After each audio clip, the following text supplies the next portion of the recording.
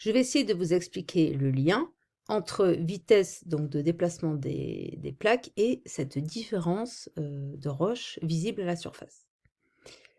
Si on regarde le relief au niveau de ces différentes dorsales, donc ici en bas, c'est celle qu'on connaît avec le relief assez prononcé, mais on voit que à d'autres endroits, le relief, donc on garde quand même la petite bosse, mais on voit que la bosse est beaucoup plus étalée en fait. Cette différence se retrouve sur ce document qui résume la morphologie des deux dorsales.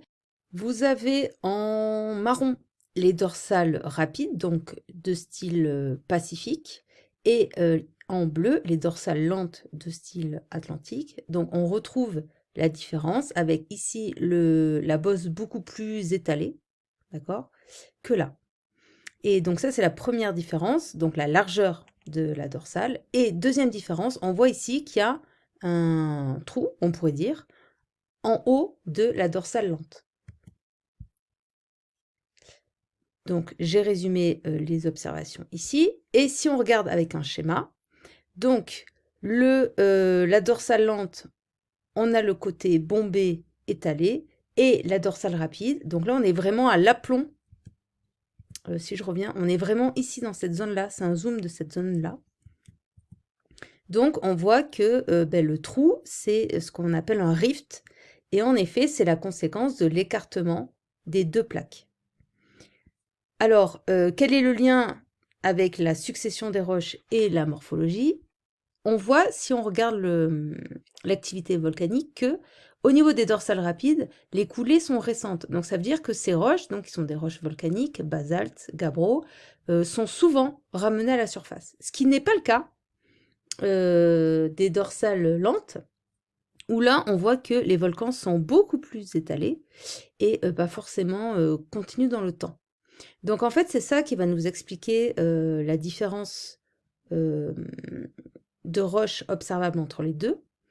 Ici, dès que les plaques s'écartent, il y a formation d'une activité volcanique qui va donc combler le trou et superposition des différentes couches de roches, alors que ici, lorsque ça s'écarte, parfois, le trou, entre guillemets, ne va pas être comblé. C'est par exemple ici le cas où, au-dessus de la péridotite, en fait, il n'y a pas de gabbro et pas de basalte non plus. Pour finir, que faut-il retenir de tout ça? Au niveau des dorsales, donc rapides, l'activité volcanique est permanente, intense et il y a sans arrêt apport de nouveaux matériels et formation d'une nouvelle croûte et donc de lithosphère au final, de lithosphère océanique. Au contraire, sous les dorsales lentes, l'activité volcanique est beaucoup moins intense et en fait c'est grâce à ça qu'on retrouve à la surface. Alors si je vous mets la diapo d'avant, pardon. Donc c'est grâce à ça que on va retrouver à la surface des péridotites. Donc péridotites qui, je rappelle, sont normalement des fragments de manteau. Donc en fait, s'il n'y avait pas ces roches, ces dorsales lentes, on ne saurait pas de quoi est composé le manteau. Là, on peut vraiment récupérer des roches qui, normalement, nous sont inaccessibles.